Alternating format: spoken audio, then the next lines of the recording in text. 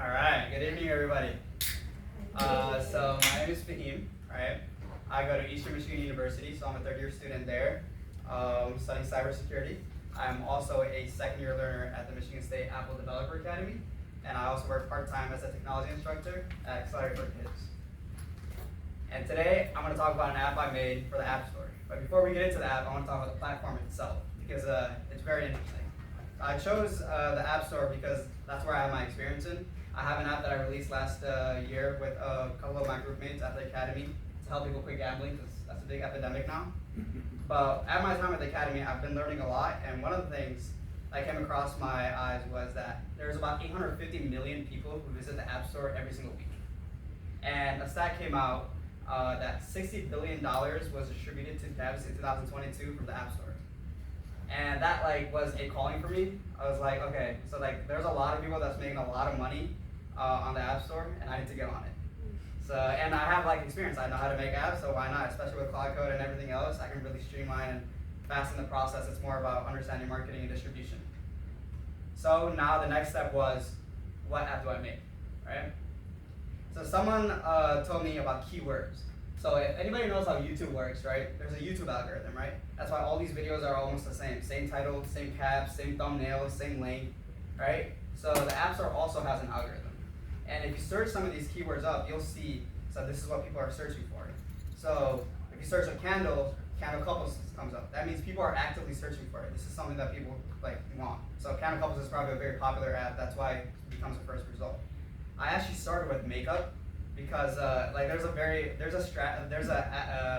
it's very well known that women just spend more on the App Store and make those impulse purchases. So okay, I want to make an app for women, right? But the thing is, I quickly found out that makeup was just very saturated. So let me niche down.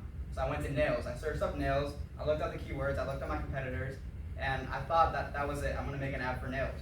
But then I saw an app that came out 20 days ago, and they I guess they did the same thing as me. They realized that this was an underserved niche, and they made an app, and they're doing good marketing. So I was like, okay, I can't do nails.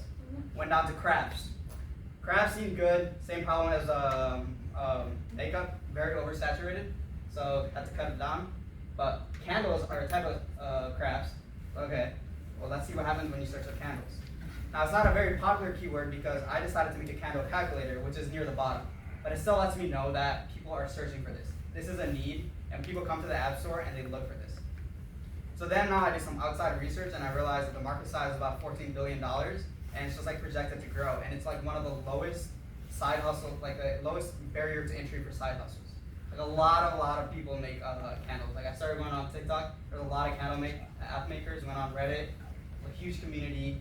Went on Facebook groups, huge community of candle makers. So okay, maybe I make an app for these people. And I also searched up the results for Candle Calculator and saw my competitors, and I was like, okay, I can do a better job than this. This is a very outdated UI. They can have a lot more features that I can add.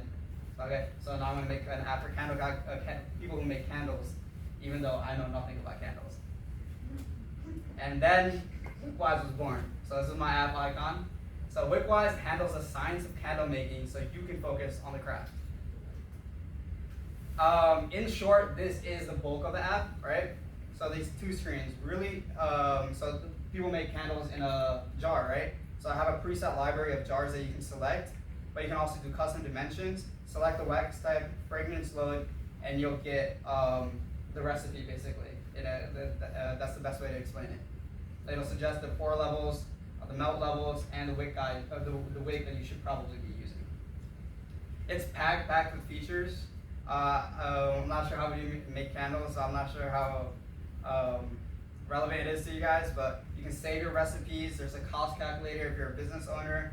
Of course, die calculators, wax blend calculators, double or triple any match instantly by scaling your recipes, burn timers so you don't overburn, so you can get those exact. Because one of the biggest problems with candles is it's hard to replicate multiple times because you can mess it up if you don't do the exact recipe. So it's just packed with features, especially for business owners. There's even inventory management and everything. A couple of things I learned while making this app, and just as an indie developer, one of the best ways to market your app is by having your users do it for you. And so this is like 3 kind of cases where I do it. So after they save their first recipe, I like congratulate them and make a quick share button. And that's like almost like they're advertising for me. Another way is by building an audience with a newsletter.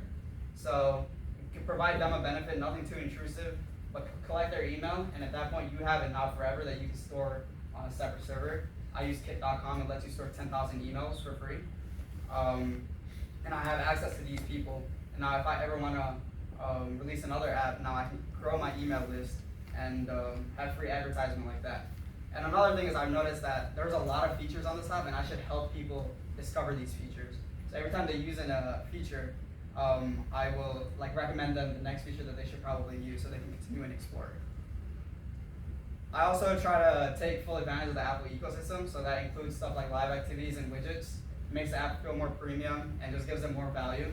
So like there's a live activity there in the center, so that's when it's a timer for the curing of the candles, if any of you make candles.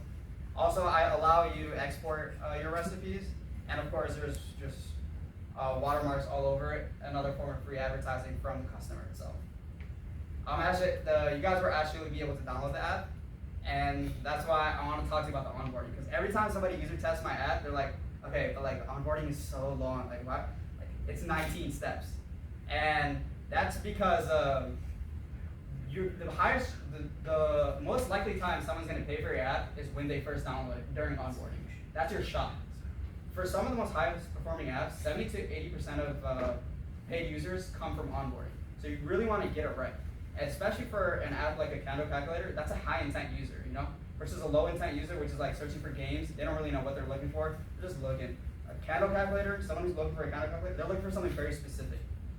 So you want to get that onboarding right. So, because it's almost like a first date. Like you got to make the best impression, and if they're gonna buy, it's gonna be during the onboarding. Otherwise, they're not. So the onboarding is very long. It's 19 steps. I make it feel like I'm personalizing it for you. I'm like listing not only the features but the benefits that you're gonna get. You need to learn the art of the good long con, brother.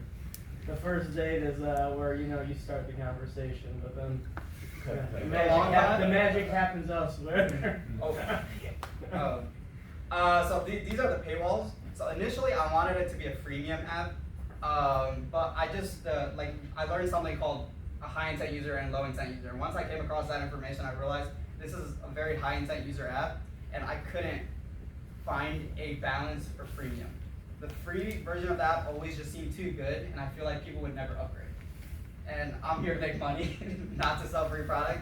So I was like, okay, you get a 7-day free trial, annual, monthly, and then 7-day free. If you like it, after 7 days, you buy it. Otherwise, I'm lucky, I guess. One of the tricks I learned is you offer, after onboarding, if they reject the first paywall, you offer them a 50% discount, and it gives them that urgency. I'm like, okay, 50% discount, it's probably gonna be the one time I'm gonna get it. May as well just buy it. So that's like a cool trick that I kind of learned about. And of course, I'm gonna try to A/B test all of this when I officially release to the App Store. But for now, this is kind of the model I'm going with for my business. Yeah. What's your favorite candle fragrance? Not into candles at all. I'm just here. Not into candles at all. Not at all. Just curious. Yeah.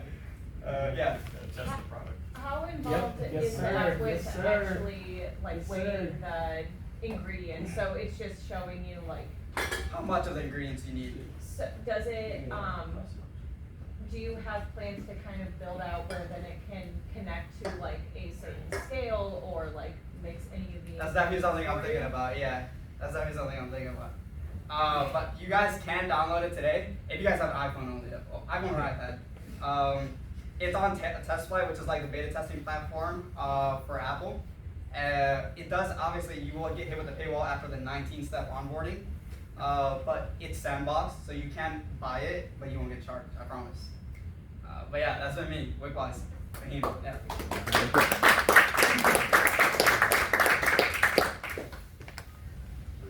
A question? What's up? Yeah, I was gonna ask. I think it's a cool idea. I think a cool thing would be if you did fulfillments. Like, say I want a candle, and I say, oh, I can buy that Detroit Candle Co. or whatever is around here.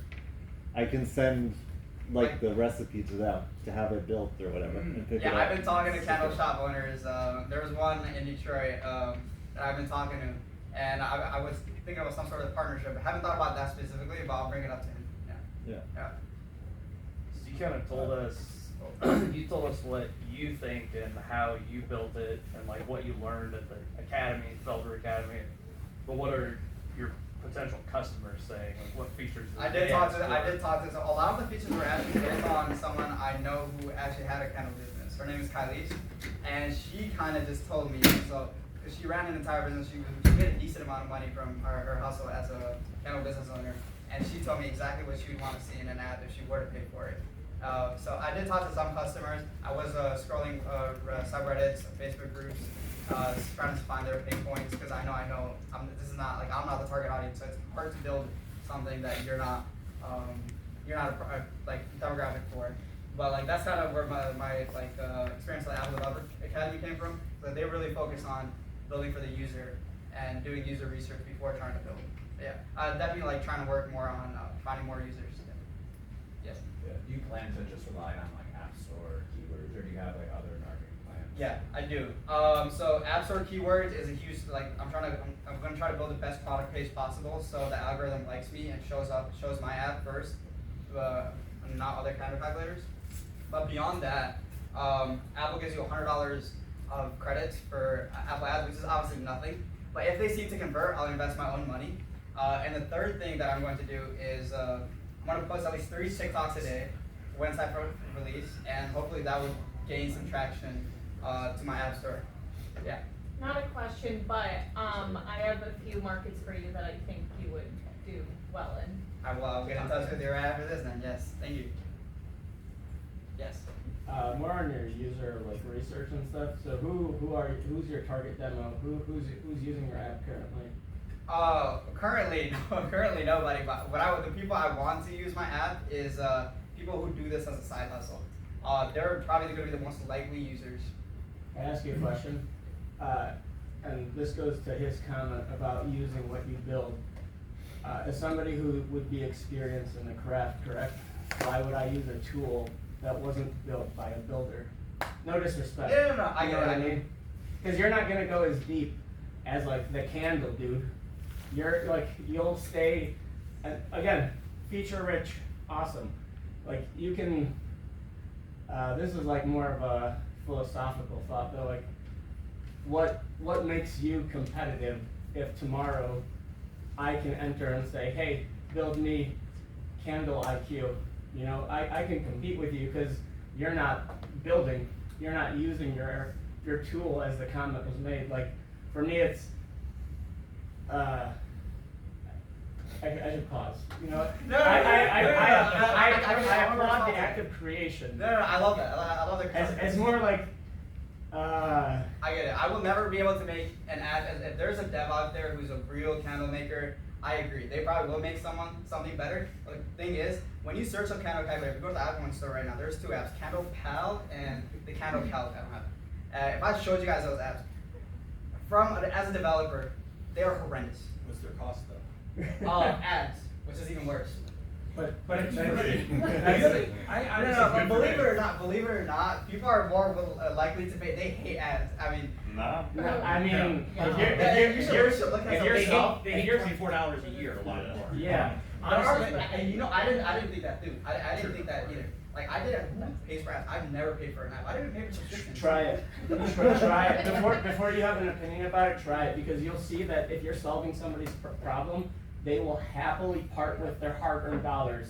But you have, like, brother, no disrespect, I love sandalwood, I love patchouli, I love cedar. If you don't even know the thing that you're selling or you're building, I'm gonna come in and eat you. Like, do you understand, man? No disrespect, you know what I mean? I don't want to. Like, and I'm an amateur, man. I'm a software dev, and like you inspired me. Like you inspired me to beat you. Okay, I don't want to. I'm just saying. I did talk to a candle. I did talk to a candle. I'm just saying, like. No, he's good. I love him. I'm not like no, but like for real, man. It's like, yeah. I'm gonna shut him. No, I wasn't talking. I did talk to Kylie. Like I was saying, I did have a user tester. She's a real deal. She's made a lot of money selling candles, and a lot of the features, it's almost like she was my client. A lot of the features are based off of her. Yes. Are you also thinking maybe eventually going into, expanding also into other products such as like, I know, maybe you've already seen this in the app store, I don't know, but like soap makers. And like bar soaps are really big as well too. So I've been doing what's called warming up a TikTok account, right? Because you're not supposed to open up a TikTok account and then just like post, because they're gonna think like, I don't know, you're a bot or whatever. So I've been following a bunch of candle makers, and soap makers come across my feed a lot. So yes, this is like my first shot at entrepreneurship, and also it's like indie app development. And I'm realizing the best way, a lot of these other indie devs that I follow, is the way they make money is they target hobbies. And so soap making is also something that's come across my feed a lot. So it would be a separate app. I would add it onto this and like a completely separate entity. But yeah, no, that's come across my feed and I thought about it. Yes. I got a guy local that side hustles candle making if you like it. Yes, I love this. Yeah. Yes. Thank you. Yes. Aside from software, what are your hobbies? Cyber software. I love basketball. I do fly drones. I don't build or manufacture or do none of that, but I fly drones. Video games. I love video games. Have you thought about making a basketball app or a video game app? Something that you would use daily? Okay, it's not. As a developer, I don't think you should be, you need to have interest in what you are building. He's not building for him. Correct. I He's respect building it. for other people. No, but here's the thing, right? So I love fitness, right? Yeah. And I started fitness for vanity and for girls, Mhm. 100%, right? But you know what kept me going was the results. And you know who actually compliments me more on my body is guys. Okay. So I actually didn't target the right demographic. I was targeting the wrong demographic. That's where user research is. But I actually use, I do what I say I do. I'm aligned, man. I'm congruent. And again, like, I applaud the act of creation. This is beautiful. Continue on your journey, man. I hope you crush it. I hope you sell millions. I hope you sell $1 million, man, tomorrow. Usually they say you don't need to know what you're building as long as you have someone behind you who knows how. Yeah. Bam! Listen to her. Bam! There you go. I saw you both of you guys are you and then you. Take one more question. Anecdotally, I've made a lot more money in things I'm not interested in than things I'm interested in. Thank you. Like, it's not even close. And my idea here is like, okay, like you might not be the best candle maker, but you're the best app developer who's willing to figure out this niche. So I agree with that. And also, the passion doesn't have to be candle making. The passion can be app making and money making. No, he sounds like a curious guy, so he's gonna go far. He saw a need in a just a niche that didn't have. I'm not You gotta criticizing. make sure it works. How do you know that it's gonna take 4 hours to I'm do not it? user testing. But there's different kinds of Cut him off.